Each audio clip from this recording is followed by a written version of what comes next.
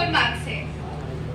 304 marks 304 marks जानते हैं आप लोग? 400 मार्क्स में आप सभी को बता दें कि फाउंडेशन पास होने के लिए 400 में सिर्फ 200 नंबर चाहिए होता है और इनका 304 नंबर आया, जो कि अपने आप में बहुत बड़ा रिजल्ट माना जाएगा। सिवान जैसे छोटे शहर से सेल्फ स्टडी करके इन्होंने इतना मार्क्स लाया। चलिए आगे की तरफ जाना। उसके बाद मैं कोलकाता शिफ्ट हो गई, वहाँ से मैंने क्लासेस लिया। पहले मेरा प्लान था एक ग्रुप पढ़ने का, एक ग्रुप पढ़ के फिर मैं एग्जाम देती हूँ। देन मैंने जनवरी में डिसाइड किया, जनवरी लास्ट में, कि मैं बोथ ग्रुप के लिए जाती हूँ। देन मैंने 4 मंथ्स में मैंने बोथ ग्रुप क्लियर किया अपना पढ़ाई। उसके बाद से मैंने 2 मंथ्स में रिवीजन किया था। देन होपफुली मेरा 15 डेज एग्जाम पोस्टपोन हो गया। 15 डेज मेरा पहले 1 जुलाई से एग्जाम था, उसके बाद से पोस्टपोन हो गया, 15 जुलाई से होगा। देन मेरे को 15 डेज एक्स्ट्रा मिल गया। उसके बाद से मेरे 8 दिन पेपर लगातार थे, 8 डेज। तो देन मेरा एक पेपर था जो बहुत गंदा गया था। सारे पेपर्स होते हैं कॉस्ट एंड एफएम 50-50 मार्क्स के, बहुत गंदा था। लेकिन मैंने जितना समझ में आया उतना किया एंड होपफुली मेरे को 40 मार्क्स एग्जैक्ट पासिंग मार्क्स उसमें आ गए, जिसकी वजह से मेरा बोथ ग्रुप क्लियर हो गया and I am now CMA finalist.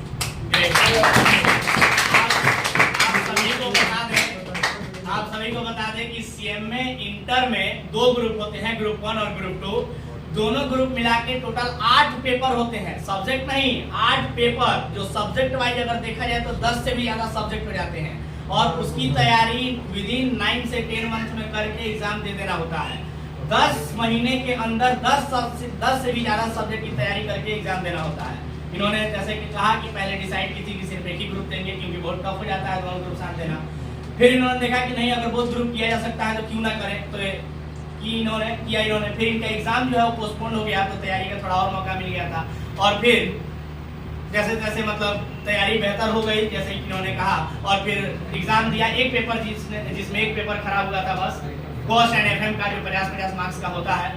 लेकिन होपफुली उसमें भी 40 मार्क्स आ गए। जो पास होने का मिनिमम क्राइटेरिया होता है 40 marks in each subject and aggregate 50%, है कि नहीं?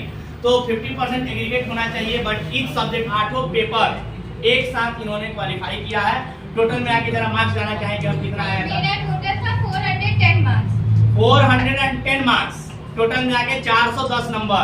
टोटल मिला के पेपर्स जो होते हैं वो 8 पेपर होते हैं, जिसमें से 400 नंबर लाना होता है। 800 में से 400 नंबर पास होने के लिए।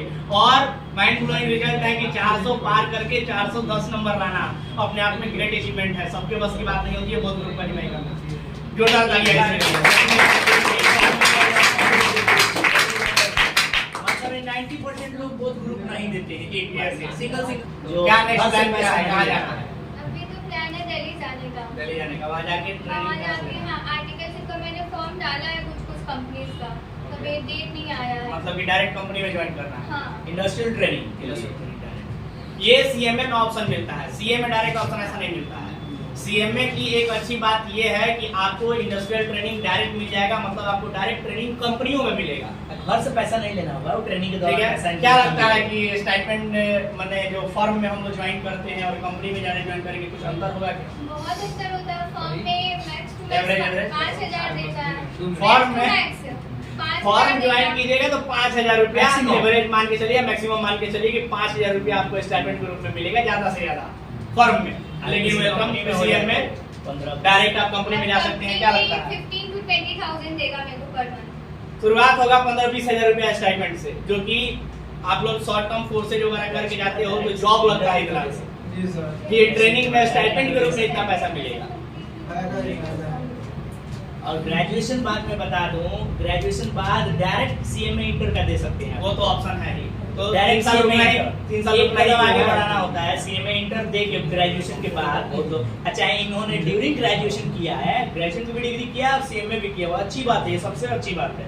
समझ आए? लोग जो कह रहे हैं कि ग्रेजुएशन में है हम आप सीएमए कैसे करेंगे, तो सुन लीजिए, इन्होंने शायद फाइनल ईयर में जाकर किया, फाउंडेशन फाइनल ईयर में इन्होंने किया। आप लोग तो फर्स्ट ईयर। हमारे बीच कुछ बच्चे बैठे भी हैं जो सीएमए फाउंडेशन अभी कर रहे हैं, है कि नहीं? वो लोग ग्रेजुएशन भी चल रहा है आप लोग का।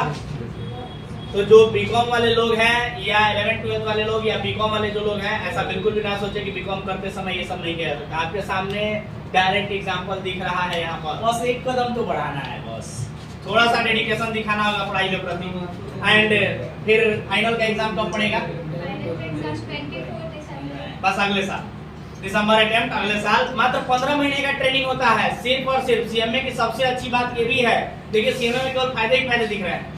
15 महीने का ट्रेनिंग बस, सीए के जैसा 3 साल का नहीं, सॉरी उसमें भी अब घटा के बट फिर भी ज्यादा है। इसमें अभी मात्र 15 महीने का ही ट्रेनिंग करना है। देखिए इस साल अभी इंटर क्लियर हुआ, अगले साल फाइनल दे देना है। फॉर्म में ही मिलता है, इंडस्ट्रियल ट्रेनिंग नहीं होता है। लेकिन इन्होंने कई सारे कंपनी में डाला है रिज्यूम में अपना, तो वहाँ पे इनको अगर मिलेगा तो इंडस्ट्रियल ट्रेनिंग डायरेक्ट मिलेगा। वो खुद अपने आप में बड़ी चीज है कि आपका लाइफ सिक्योर हो जाएगा। कुछ नहीं होगा तो 15 महीने में उतना जानकारी इनको हो जाएगा कि अगर खुदा ना खास्ता अगर कुछ आगे ना भी हुआ ना तो अच्छा खासा रहेगा, बढ़िया सैलरी पैकेज उसके बाद में मिल सकता है। हो गया तब तो हो गया तो फाइनल पैकेज। तो क्या लगता है कि अगर दिसंबर 24 में अगर क्लियर हो जाता है फाइनल, और हम सभी उम्मीद करेंगे, दुआ करेंगे कि जरूर निकल जाए, है कि नहीं? तो क्या लगता है अगर दिसंबर 24 में निकल जाता है देन उसके बाद क्या? उसके बाद जो भी हाईएस्ट पैकेज मिले वो तो एक्सेप्ट करना ही है। यही तो है हाईएस्ट पैकेज अचीवमेंट, है कि नहीं? नाम के साथ रुतबा भी, क्या समझे? जब नाम के साथ पहले लगेगा सीएमए, अपने आप में गर्व फील होगा कि हमने कुछ कर दिखाया। जैसे हम हमेशा कहते रहते हैं, नाम के बाद सफिक्स तो पेरेंटल मिल जाता है, माता पिता से मिल जाता है, नाम के बाद सफिक्स। जैसे अभिनव मिश्रा, दम है तो प्रीफिक्स लगा के दिखाओ। क्या नाम के बाद सफिक्स तो मिल ही जाता है, दम है तो प्रीफिक्स लगा के दिखाओ, तब कहा जाएगा कि अपने दम पे कुछ करके दिखाया, है कि नहीं? चलिए मजा आया बात करके। अब मैं जानना चाहूंगा कि आप में से अगर कोई भी ऐसे व्यक्ति बैठे हैं, ये लोग BCom part 1, 11th 12th foundation, बहुत सारे लोग हैं इसमें, आपके पास जो भी कोई सवाल है पढ़ाई लिखाई से संबंधित, तैयारी से संबंधित, करियर से संबंधित, आप पूछ सकते हैं। शिवानी डायरेक्ट एग्जांपल दे सकती हैं, समझा सकती हैं आपको, ठीक है? और हम लोग भी कुछ सुना, लड़कियों में किसी को किसी प्रकार एनी डाउट, बहुत सारा डाउट रहता है लड़कियों को पढ़ाई लिखाई से संबंधित। ऐसा मौका नहीं मिलता है, यहाँ स्टेज पर बराबर लड़के ही गाते रहेंगे, ये लड़कियाँ ही लोग। फाउंडेशन प्रिपरेशन के बारे में थोड़ा बताइए, क्योंकि हम लोग तैयारी कर रहे हैं, हमको बहुत ज़्यादा हेल्प भी मिलेगा उसके जरिए कि हम लोग कैसे कर रहे हैं कि आगे सक्सेसफुल लेके चलेंगे। फाउंडेशन का तो जो भी है मॉड्यूल पहले प्रेफर करना चाहिए, मॉड्यूल का सारा क्वेश्चन होना चाहिए सॉल्व। और फाउंडेशन में तो भी इजी है कंपेयर टू इंटर, बहुत इजी है फाउंडेशन। अगर हम डेली 4-5 घंटे भी पढ़ते हैं तो मेरा फाउंडेशन बहुत अच्छे से क्लियर हो जाएगा। आप इंटर निकाल लिए तो इसलिए आपको फाउंडेशन इजी लग रहा है, लेकिन हम लोग फाउंडेशन में इसलिए हम लोग को हार्ड लगता है। नहीं, ऐसी बात नहीं है। 12th अच्छे से पढ़ोगे तो फाउंडेशन तुमको इजी लगेगा, क्योंकि पूरा बेस 12th का ही है फाउंडेशन में, ऐसा कुछ न्यू नहीं डाला है। हाँ 11th और 12th, बिल्कुल। जैसा कि हमेशा कहते हैं, बेसिक स्ट्रांग होना चाहिए सर। 11th और 12th का पर्चा हमें अच्छे से पता होना चाहिए। अगर ये पता है तो समझिए कि फाउंडेशन हमारे लिए कुछ नहीं है, फिर हम लोग कॉन्फिडेंस के साथ फाउंडेशन निकाल सकते हैं, है कि नहीं? चलिए, तो फाउंडेशन कैसे क्लियर करना है आप लोगों ने देखा, इन्होंने बताया कि बेसिक पर कमांड बनाइए सर। 11th 12th और बेसिक जो अकाउंटिंग सिखाई जाती है आपको, उस पर कमांड कीजिए और पूरा सिलेबस 11th 12th का पढ़िए, आधा अधूरा नहीं, पूरा सिलेबस, ठीक है? क्योंकि आप सीएमए का सिलेबस जब देखेंगे तो सीएमए का जो सिलेबस है वो डिजाइन कैसे किया गया है, तो 11th 12th का पूरा सिलेबस उठा के डाल दिया, आधा अधूरा नहीं। बहुत सारे लोग हैं आधा अधूरा पढ़ा के आगे बढ़ जाते हैं, पूरा सिलेबस पढ़ना है ईमानदारी से, ठीक है? चलिए, और कोई सवाल किसी का? एनीवन इधर गर्ल साइड से बोलो। ये मैं इनके तरफ से, ये लड़कियां थोड़ा शर्मा रही हैं, मैं इनके तरफ से सवाल पूछ देता हूँ। इन लड़कियों का कहना था कुछ दिन पहले, ये लोग हमसे बोली कि यहाँ जब आई तो मैंने इन लोगों को ये सब बताया बातें, तो इन्होंने कहा कि सर क्या ये सब हम लोग कर सकते हैं? हाँ, क्यों नहीं? इनके 4 हाथ पैर हैं। हमको तो सामान्य आप ही लोग ये भी लड़की दिख रही है, एलियन नहीं दिख रही है, 4 हाथ पैर है नहीं। 11th 12th पढ़ी थी हम लोग के पास, ये बात है। 11th 12th पढ़ी थी हम लोग के पास, इसमें से मैक्सिमम लड़के थोड़ा 11th 12th हम लोग का से पढ़ी। 11th 12th थोड़ा इनको जानकारी ही नहीं है। देखिए, ऐसा ही कुछ चीज होता है, बड़ा ही अचंभित करने वाली ये बात है, बड़ा ही अचंभित करने वाली बात है कि 11th 12th पास हो गए हैं और इन सब कोर्सेज के बारे में पता तक नहीं है। बहुत अचंभित करने वाली बात है। हम तो ऐसा बिल्कुल नहीं करते। 11th क्लास से ही अपने बच्चों को उस तरीके से हम ट्रेंड कर रहे हैं कि 12th पास होते ही आराम से डायरेक्ट फाउंडेशन वगैरह प्रोफेशनल कोर्सेज क्लियर करेंगे, फटाफट अपने लाइफ में आगे बढ़ेंगे। और जो लोग हमसे नहीं भी पढ़े 11th 12th, घबराने की जरूरत नहीं है। वेलकम टू कॉमर्स 2.0 बीकॉम में आइए, आपको उस तरीके से गाइड किया जाएगा यहाँ पर कि आप नेक्स्ट अटेम्प्ट फाउंडेशन का आपको क्लियर करेंगे। और हमारे यहाँ कुछ बच्चे कर भी रहे हैं ऐसा, ठीक है, ऐसा कर रहे हैं ऑलरेडी, इस वक्त पे चल रहा है, चल दिया है हम। चलिए, और कोई नहीं नहीं किया तो कोई बुरी बात थोड़ी है। एक 1 ईयर करें ग्रेजुएशन का, उसका तो सिलेबस ऐसा डिजाइन किया है कि एकदम हमको लग रहा है कि फाउंडेशन के बेस पे लमसम डिजाइन किया है। जो फाउंडेशन का सिलेबस है, बीकॉम पार्ट 1 का सिलेबस न्यू एजुकेशन पॉलिसी के तहत वैसे ही डिजाइन किया है। इस पर न्यू एजुकेशन पॉलिसी के तहत फाउंडेशन का जो सिलेबस है हम लोग पढ़ा रहे हैं और उसी तरह से डिजाइन किया हुआ है। ट्राई, और बाद में लगे कि यार कुछ कर लिए होते तो उस समय अब ये कर ले। देखो, जून 22 में इन्होंने एग्जाम दिया था फाउंडेशन का, तैयारी के लिए 6 महीना, यानी कि मान लो कि जून 22 शुरुआत से इन्होंने तैयारी करना शुरू किया होगा, तो 22 पूरा और ये 23 पूरा और 24 में इनका फाइनल हो जाएगा। टोटल मिला के 3 साल में सीएमए का डिग्री आपके हाथ में। अगर एक बार में सब निकलते चला गया तो 3 साल, यहाँ तो ग्रेजुएशन 3 साल 4 साल लग रहा है, समझ रहे हैं बात। और बिहार के कुछ यूनिवर्सिटी का दया दृष्टि हो तो 5 साल भी लग सकता है कि नहीं। तो सर, आप सभी को हम यही कहना चाहेंगे कि जरा सा कुछ एक स्टेप आगे बढ़ के सोचें, थोड़ा सा बस मेहनत की जरूरत है, बस थोड़ा सा। चलिए, और किसी का कोई सवाल? क्या लगता है कि अगर क्लियर हो जाता है फाइनल, कि बच्चे इसमें बहुत सारे हैं जो फाइनल रिजल्ट जानना चाहते हैं कि सर क्या हो जाएगा अगर हम फाइनल क्लियर भी कर लेते हैं, क्या लगता है कितना तक का पैकेज एवरेज लग सकता है अनुमान से? अभी तो सबसे हाईएस्ट पैकेज 28 लाख का गया है। अभी इस बार 28 लाख तक का पैकेज गया है। एवरेज का मतलब सालाना एवरेज इनकम आता है 12 to 15 लाख का। 15 लाख रुपए एवरेज मान के चलिए कि 15 लाख रुपए के एवरेज में आपका पैकेज लगेगा। अगर एवरेज स्टूडेंट आप है तो भी इनिशियली 4 साल के लिए, फिर वो पैकेज बढ़ते ही जाता है। और मजे की बात है कि इंक्रीमेंट बहुत तेजी से होता है सर, क्योंकि ये कॉर्पोरेट वर्ल्ड है। कॉर्पोरेट वर्ल्ड में बहुत तेजी से कंपनी आगे बढ़ती है, बहुत तेजी से आपका भी इंक्रीमेंट होता है। समझ रहे हैं बात? कब आप 50 लाख 1 करोड़ पे पहुंच जाएंगे, कुछ ही दिनों में, कुछ ही सालों में, आपको पता नहीं लगेगा। अभी 12-15 पे लगा तो 2-4 साल बाद वो 25-30 पे चला जाएगा। 25-30 से 5 साल 7 साल बाद 50 लाख चला जाएगा। Experience basis. हाँ, यस सर। और किसी का कोई सवाल है क्या?